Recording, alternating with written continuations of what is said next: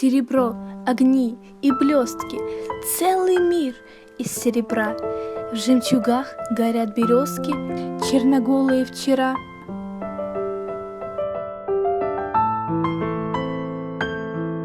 Это область чьей-то грезы, это призраки и сны. Все предметы старой прозы волшебством озарены.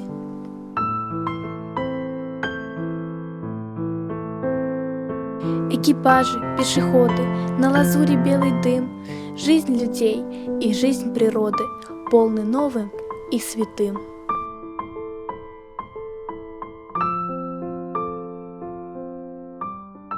Воплощение мечтаний, жизни с грезою игра. Этот мир очарований, этот мир из серебра.